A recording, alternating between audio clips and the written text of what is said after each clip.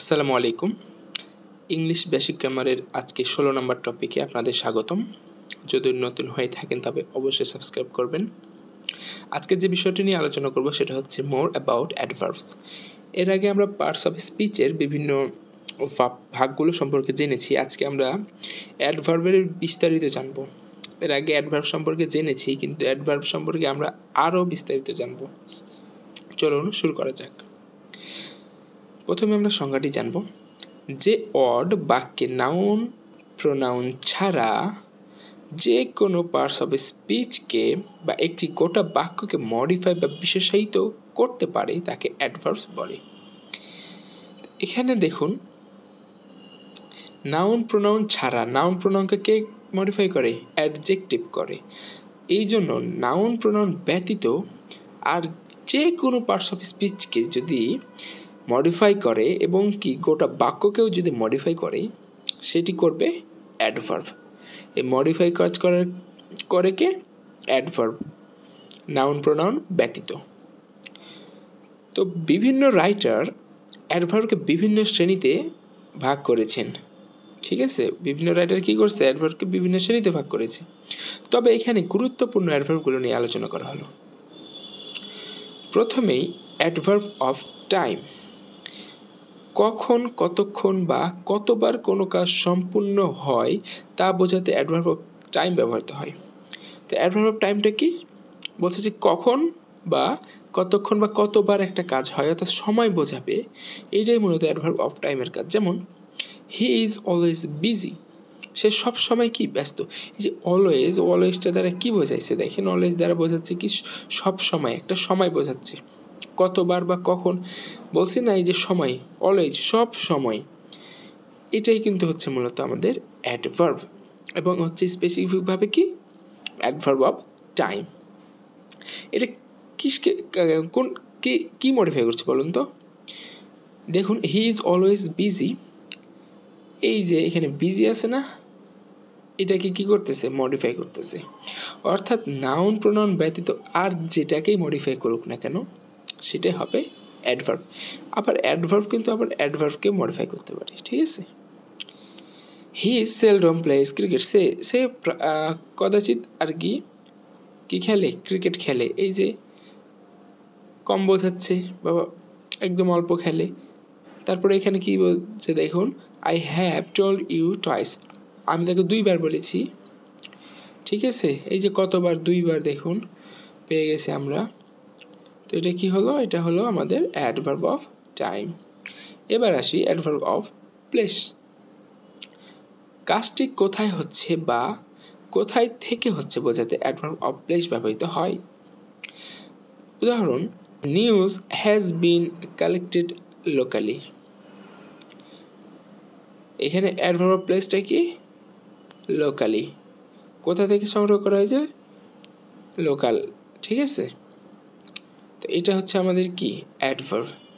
The horse galloped away, এই যে এখানে অ্যাওয়ে, গ্যালপ মানে কি? দৌড়ানো, চার পায়ে দৌড়ানো, এটা হচ্ছে গ্যালপ। এই যে অ্যাওয়ে, এটা কি? এখানে এটা হচ্ছে অ্যাডভার্ব অফ প্লেস, এবং লোকালি এটাও হচ্ছে অ্যাডভার্ব অফ প্লেস, কারণ এটি দ্বারা বোঝাচ্ছে কাজটি কোথায় হচ্ছে বা কোথা থেকে হচ্ছে। অ্যাডভার্ব অফ ম্যানার, কিভাবে কোনো কাজ কোথায় সম্পূর্ণ হয় তা হলো অ্যাডভার্ব অফ ম্যানার এর কাজ। ঠিক আছে, অর্থাৎ কিভাবে কোনো কাজ কোথায় সম্পূর্ণ হয় তা বোঝাতে অ্যাডভার্ব অফ ম্যানার ব্যবহৃত হয়। যেমন she reads clearly, she reads clearly. এখানে ক্লিয়ারলিটা কি? এখানে ক্লিয়ারলিটা হচ্ছে অ্যাডভার্ব অফ ম্যানার। অর্থাৎ একটি কাজ কিভাবে হবে আমরা যখন সেটাকে বলবো, তখনই মূলত আমরা সি রিডস ক্লিয়ারলি, সে পড়ে, কিভাবে পড়ে? ক্লিয়ারলি, একদম পরিষ্কারভাবে। এই যে একটি কাজ কিভাবে হচ্ছে দেখুন, সেটি ব্যাখ্যা করছে কে? Manner. A child slipped soundly, এখানে সাউন্ডলিটা কি হবে? Adverb of manner. ঠিক আছে, আর লাস্টেরটাই কোনটা হবে বলুন তো? The soldiers fought bravely. এবার আসি আমরা অ্যাডভার্ব অফ ডিগ্রি। কোনো কাজ কতটা বা কি পরিমাণ সম্পূর্ণ হয় তা বোঝাতে অ্যাডভার্ব অফ ডিগ্রি ব্যবহৃত হয়। অর্থাৎ একটি কাজ কতটা হয়েছে সেটা বোঝাতে মূলত অ্যাডভার্ব অফ ডিগ্রি ব্যবহৃত হয়। যেমন হি ইজ ফুললি প্রিপেয়ার্ড, একদম সম্পূর্ণরূপে সে প্রস্তুত। দেখুন কতটা সম্পূর্ণ সে প্রস্তুত। এই ফুললিটা হচ্ছে কি adverb of degree. She is quite happy, এই যে কোয়াইটটা এখানে কি adverb of degree. The fruit is almost ripe, মানে পেকে গেছে না, অলমোস্ট। এই অলমোস্টটা কি, অর্থাৎ একটি কাজ কি পরিমাণ সম্পূর্ণ হয়েছে সেটি বোঝায় অ্যাডভার্ব অফ ডিগ্রি দ্বারা, ঠিক আছে। এবার হচ্ছে adverb of reason or purpose. কোনো কাজের কারণ বা উদ্দেশ্য বোঝাতে অ্যাডভার্ব অফ রিজন বা পারপস ব্যবহৃত হয়। রিজন অর্থাৎ কারণ বোঝাবে, আর পারপস বলতে উদ্দেশ্য বোঝাবে, ঠিক আছে। যেমন he therefore left the school. আরেকটি হচ্ছে he works hard so that he can succeed. তো এইখানে adverb reason, he therefore left the school, আর এখানে হচ্ছে he works hard so that he can succeed. So that, এই যে সো দ্যাট এখানে কি দেখুন, এখানে এটা দ্বারা কি বোঝাইছে, এটা দ্বারা একটা উদ্দেশ্য বোঝাইছে না, পারপস। এটা হচ্ছে কি অ্যাডভার্ব অফ পারপস, ঠিক আছে। আর এখানে এটা কি adverb of reason. Adverb of affirmation and negation. হ্যাঁ বাচক বা না বাচক শব্দ অ্যাডভার্ব রূপে ব্যবহৃত হতে পারে। এই ধরনের অ্যাডভার্বগুলি হলো এস, নো, নেভার। অর্থাৎ যে হ্যাঁ বাচক আর না বাচক যেগুলো আমরা ব্যবহার করি সেগুলো মূলত এই অ্যাডভার্বের অন্তর্ভুক্ত, ঠিক আছে। এটা তো সহজ আর কি। আচ্ছা, নেগেটিভ অ্যাফার্মেটিভ যে চিহ্নগুলো রয়েছে, yes, no, very, yes, no, never, অর্থাৎ যে চিহ্নগুলো রয়েছে সংক্ষিপ্ত আকার, সেগুলো মূলত আমাদের adverb of affirmation and negation.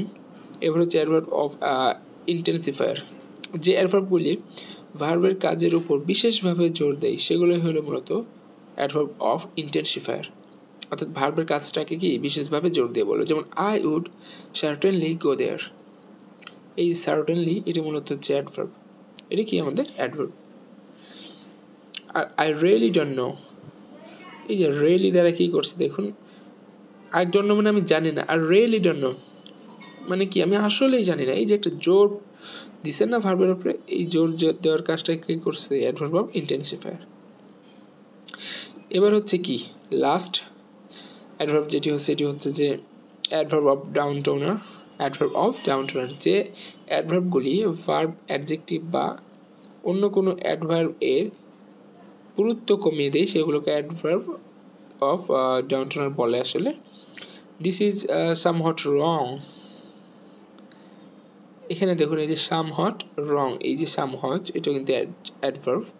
আবার দেখুন I can hardly see it, hardly মানে সে কষ্টে দেখতেছে, হ্যাঁ দেখতে কষ্ট হচ্ছে, অর্থাৎ ভার্বের কি ভার্বের তীব্রতাটা কমাই দিছে। আচ্ছা, যখন তীব্রতা বেড়ে যায় তখন হচ্ছে ইন্টেন্সিফায়ার, যখন কমে যায় তখন হচ্ছে ডাউন টোনার। ওকে, তখন হচ্ছে কি ডাউন টোনার। আর this soup is rather not, তাহলে এটা কি হবে, এটা কমে দিস না, গরম বোঝাচ্ছে না, এটা হচ্ছে কে এখানে ডাউন টোনার। তো এই ছিল মূলত আমাদের কয়েকটি খুবই গুরুত্বপূর্ণ অ্যাডভার্ব আর কি। আসুন এবার আমরা অ্যাডভার্বের পজিশনগুলো একটু জানি। বাক্যে যখন দুই বা ততোধিক অ্যাডভার্ব একটি ভার্বের পরে বসে তখন সেগুলি সাজাবার সাধারণ নিয়ম হলো subject plus verb plus object.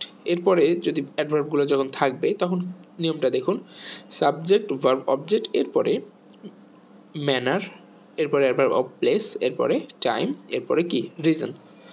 এই যে এটা মনে রাখার আমি খুব সহজ একটি উপায় আমি লিখে দিয়েছি, সংক্ষিপ্ত রূপ আর কি।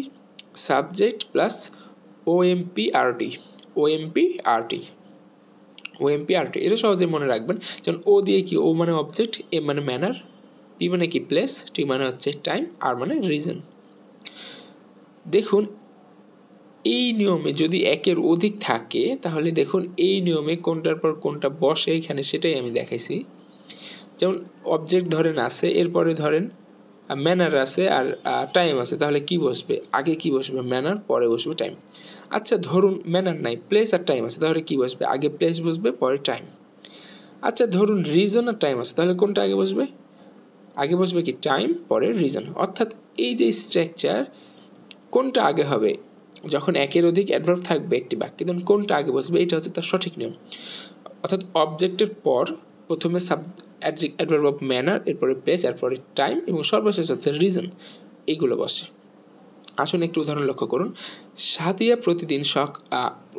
প্রতিদিন আকাশে মনোযোগ দিয়ে পাখি দেখে, কারণ সে পাখি ভালোবাসে। তো এখানে সাদিয়া আমাদের সাবজেক্ট, আমরা সাবজেক্টে নিছি, আমাদের সাবজেক্ট সাদিয়া। এই যে সি থেকে সিজ করছি আমরা 7% সিঙ্গুলার নাম্বারের জন্য, ঠিক আছে। এরপরে দ্য বার্ডস আমাদের হচ্ছে অবজেক্ট, ঠিক আছে।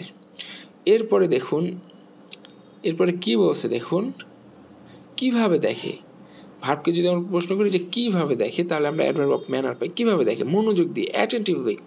এই অ্যাটেন্টিভলিটা কি আমাদের? অ্যাটেন্টিভলিটা কি আমাদের বলেন তো? এটা হচ্ছে অ্যাডভার্ব অফ ম্যানার। অ্যাটেন্টিভলি হচ্ছে আমাদের অ্যাডভার্ব অফ ম্যানার। এটা উপরে চলে গেছে এমনি।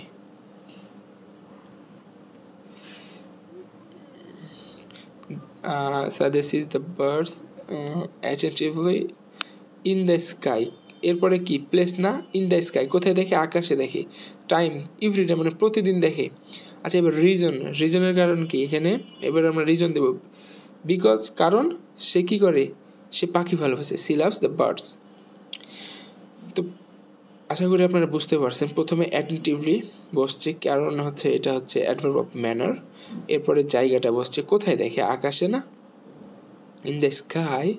এভরিডে মানে প্রতিদিনই দেখে, এই যে সময়, এটা নির্দিষ্ট সময় কিন্তু প্রতিদিন দেখে। কারণ কি? কারণটা হচ্ছে কি? সে পাখি ভালোবাসে, ঠিক আছে। এই হচ্ছে অবস্থা।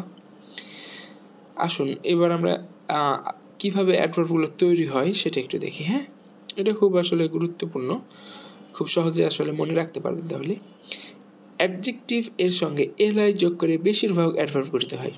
আমরা কি জানি? আমরা জানি যে যেই ওয়ার্ডটির শেষে এল ওয়াই যুক্ত থাকে শেষে, বেশিরভাগ ক্ষেত্রে সেটি কি হয়? অ্যাডভার্ব হয়। এটা হচ্ছে একটা সাধারণ রুলস। তো যা আসেন আমরা দেখি কেমনে হয়। Adjective plus L Y adverb, ঠিক আছে। Bad plus L Y badly, sad plus L Y sadly, honest plus L Y honesty.